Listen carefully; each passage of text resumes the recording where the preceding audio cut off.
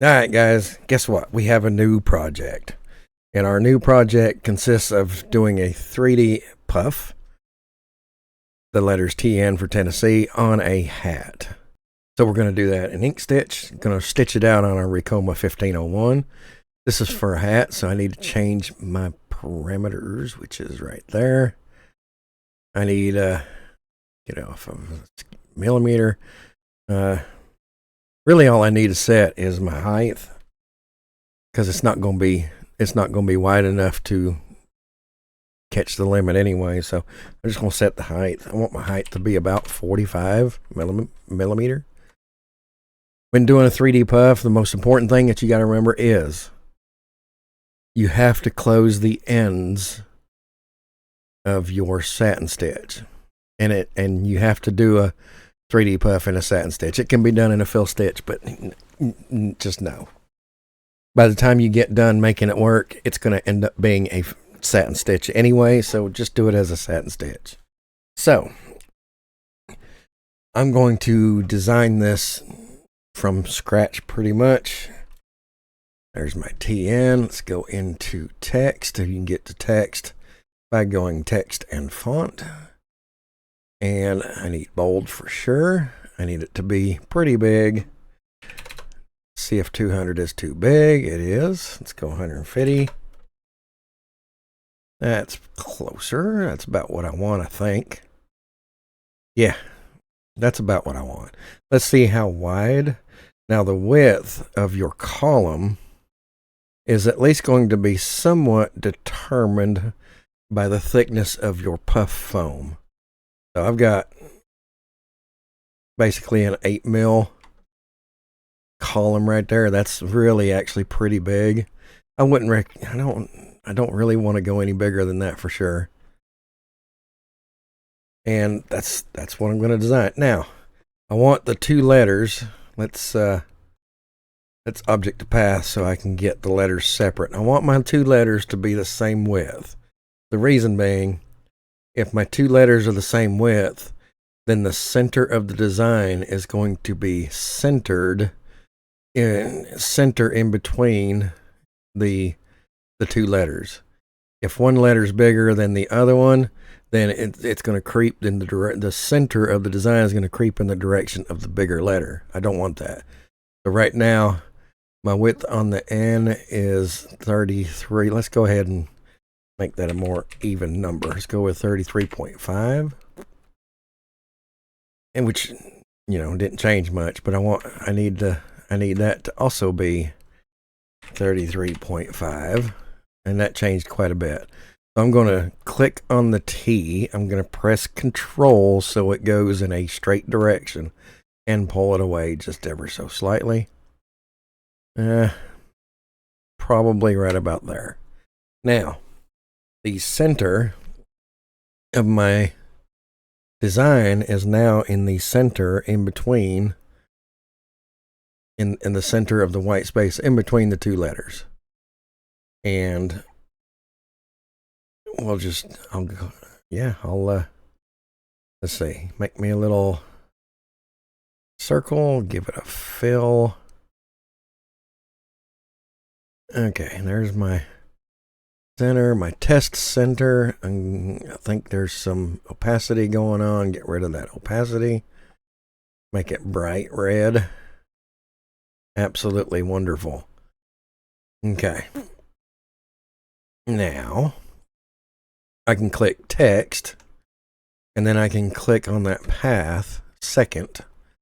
I can go into align and distribute relative to first selected. My first selected was the text, and I want that to be in the center. Absolutely perfect. That is my center, which is exactly what I want it to be. Dead center in between those two letters. And I'll show you an example. If I make the T less wide again, and I do that same exact thing, it will no longer be where I wanted it to be.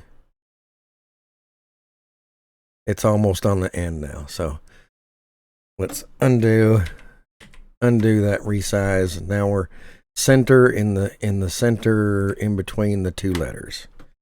That way, when I line it up on the machine, that center seam on the hat is going to be in this white space. That's what we want.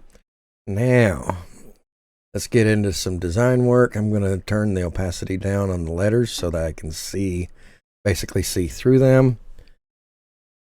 And what I mean by closing off the ends, if you make a satin stitch line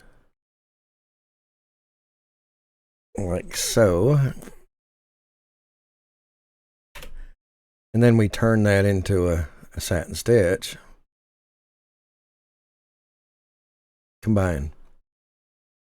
Now we can make a satin stitch, params, satin column, custom satin column. Just a quick note about the numbers here. We want zigzag spacing peak to peak. I'm going to set that to 0.2. You want it real close together, otherwise that foam's going to come through your in between your stitches. And you also want the same color thread as the same color foam as the color thread you're going to be using. This will be an orange TN, and I do have some orange foam, so that's going to work out really good. If you can't get it exactly, just get it close. The closer you get it to the same, the better. And this peak to peak, I'm not going to set that just yet. I'm going to set them all at about the same time. So, because as I'm designing, sometimes I forget, so I just set it at the end. It's just easier that way for me. Now, on with the show. This part right here, the two ends are open. You could actually stitch this out, bend the fabric up a little bit, stick you a pen right down inside there, a pencil or a stick. You need those to be closed because when you're stitching the foam, every needle point creates a perforation, and then when you're done stitching, you just peel that foam off, and each one and all that perforation, it tears away at the perforation that you've created. But on these ends, there is no stitching on the ends, so there's no perforation, and there's just a big chunk of foam that gets left behind, and then the foam sticks out on the end. Or if you heat treat it and sink it in, then you got a big hole at the end. You got to do something to close off the ends. Now, having said that, I'm going to show you two ways that I close the ends off. These are not necessarily the right ways or the only ways. There's many different ways to close the ends off. I'm just going to show you what I do to close the ends off. Yeah. Okay. So what I do is I'm going to swing in a little closer here. I'm going to create a satin stitch on the end right there, and then make another pass that does something to that effect. And then we'll need to create some. I'm going to hold control so that they're straight. I want them to be nice and straight, and then turn that into a satin stitch. Path, combine, extensions, Inkstitch, params, custom satin column, and there's my closed off end. Hit apply and quit. I'm going to take that same thing, I'm going to duplicate it, I'm going to spin it around the other direction. I'm going to hold control so that it comes across straight, and I'm going to put it right there on that end. Now I'm going to take my top of the T column there, I'm going to bump it up so that these two closed off ends, they stitch out first. And we're going to go ahead and look at what this looks like at this juncture.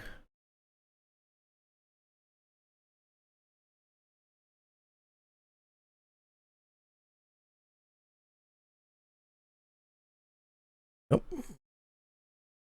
That one is not satin stitching. I must have hit cancel. I do that sometimes. Satin column, custom satin column. Yep, that's probably exactly what I did. Let's look at it again. And there are jump stitches that we'll worry about later. Closing off that end, and then we're going to make our satin stitch all the way down. So both ends are closed off, and there's a nice pretty satin stitch in between. On the cappings, you don't need to set the cappings at that same 0.2, and some people use 0.18 on the density when they're doing foam puff. I like 0.2 just because it's an easy number. I'm simple like that. I fully admit it. Now we're going to do another one. We're going to run, make sure you're inside of that one a little bit. I'm going to stop a little short because I'm going to put a foot on this one and show you how to do another capping. Enter, duplicate that just because that way I get the exact same length. Grab both of those, path combine, extensions, Inkstitch, params,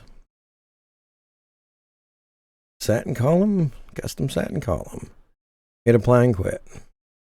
So I'm going to cap this off with a foot, and that foot is going to be in the shape of Tennessee State, because you have a point at the bottom left and a point at the top right, and those can essentially be used as capping each end. So that's another way to cap, is just to pull the end of it into each other into a point, basically. I'll show you what that looks like. Okay, I paused for just a minute while I brought this shape of Tennessee in that I made quite a long time ago and shrunk it down so that it's roughly the shape we need to be a foot. I'm going to trace over this, and it's not going to be very reminiscent other than basic, which means I'm going to go from there to there over to about there. That's one line, and then we're going to go from there to there to there. That's my other line. Now I'm going to grab this, bring those together a little bit more. Okay, so that's going to create a satin column, theoretically. All right, grab. Okay, I got to get rid of that because it's confusing me.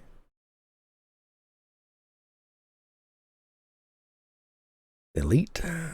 Okay, I need to grab that and that. Path combine. Extensions, Inkstitch. You know what? I actually want some cross members in here. Pressing Control to make sure everything is straight. I want some cross beams in here, which is actually called rungs. I have a hard time with that. I don't know why. Okay, all of that. Path, combine, extensions, Inkstitch, params, satin column, custom satin column.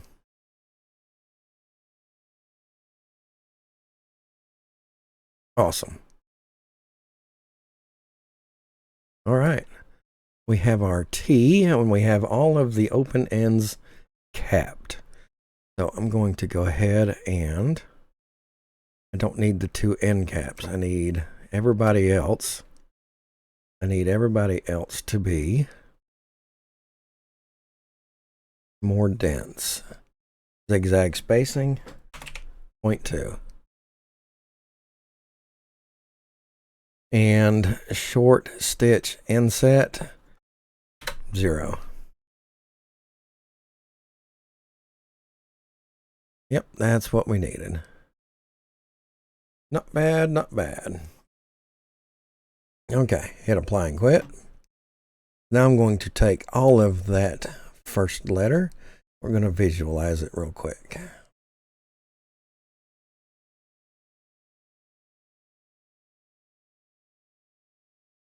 Yeah, I realize there's still jump stitches, but that's okay.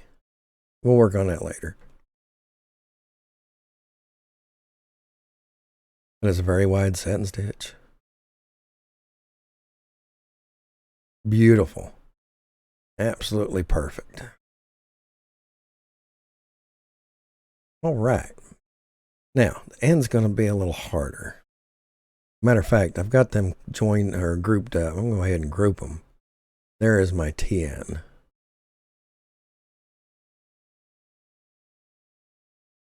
Or my T, rather. Okay, so now the end's going to be a little harder. So the thing that we definitely know for sure is we need caps. Here, right here, and then we got to figure out what we're going to do up here and over here. So I'm going to take that first, I'm going to take that cap. I'm going to grab that. I'm going to bring it down here. We're going to flip it around that way, and we're going to put it in place.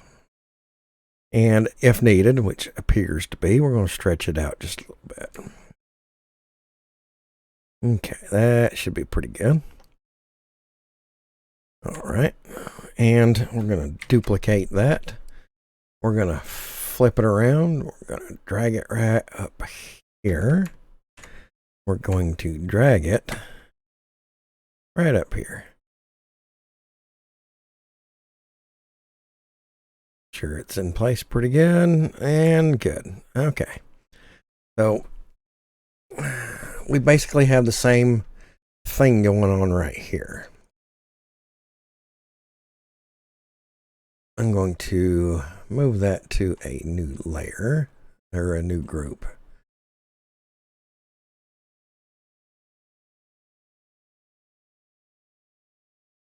Okay, that's my other letter group. I'm going to duplicate that. I'm going to flip it, and we're going to drag it right up here. We're going to stretch that out all the way out. I'm going to duplicate it again, flip it, and we're going to drag that down here.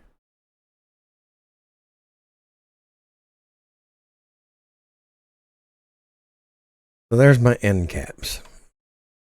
And I'm going to move that one up so that it's at the end. Okay, so now let's start creating.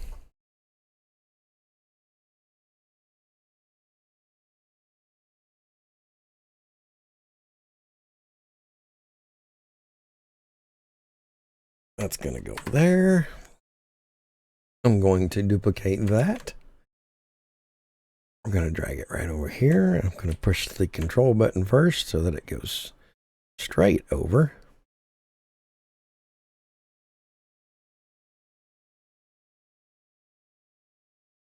The underlying, the letter beneath doesn't have a straight line. That's fine. Grab both of those, path, combine, extensions, Inkstitch, params, satin column, custom satin column. Right. Now I'm going to duplicate that, and we're going to drag it over here. Now we just have to worry about the one in between. That one's going to come from about here to there to there, and then there to there, and then overlap it a little bit to there. Let's make some now. Yeah, I want my stitching to go straight, I think.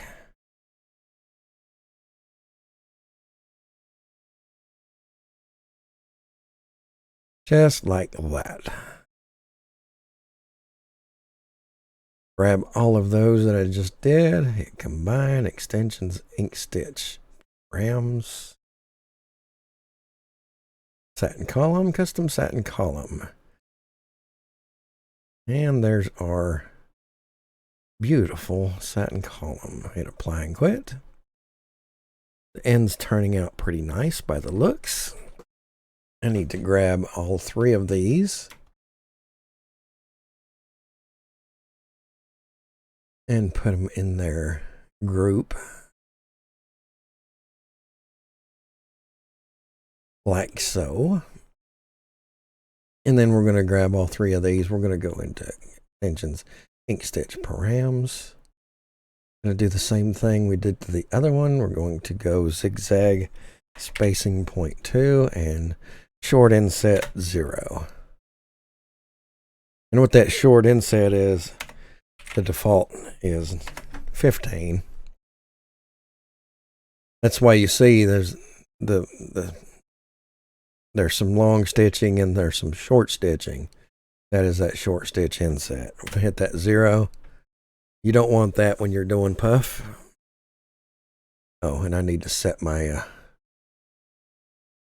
I need that path to be second. Outstanding. All right, we're going to have some jump stitching to worry about, but I'm going to go ahead and do a visual.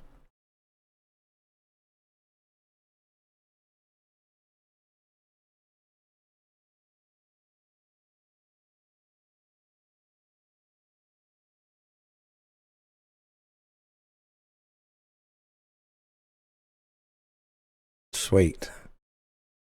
Okay, I think I'm ready to stitch, but a couple things I need to do before we do a test stitch. And number 1 is we need to get rid of that underlying lettering because that's all fill stitch and that don't need to be there. We're going to get rid of that. Next thing is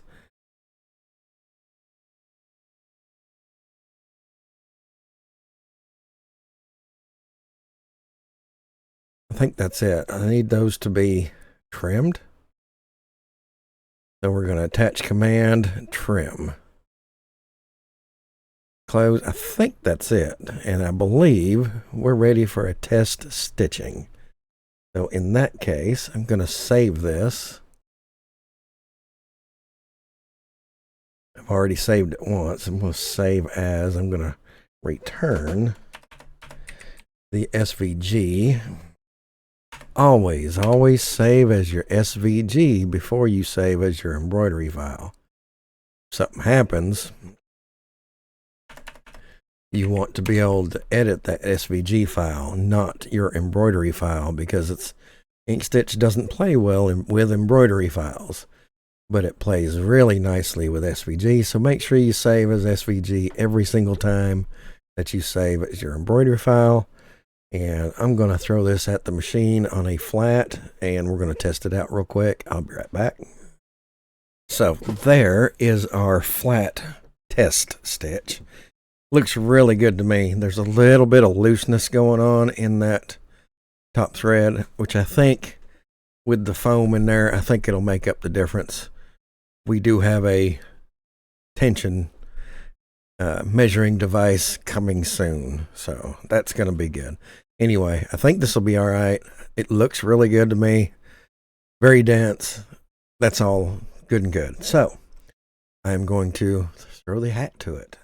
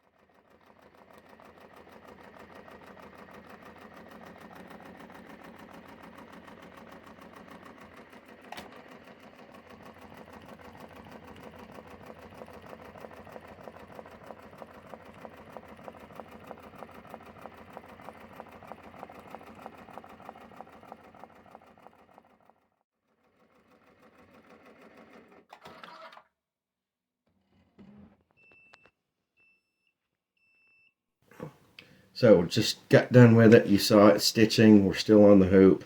I'm going to slip it off the hoop real quick.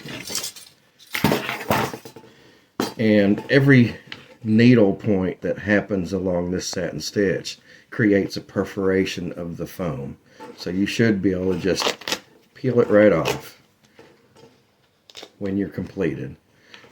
That looks great.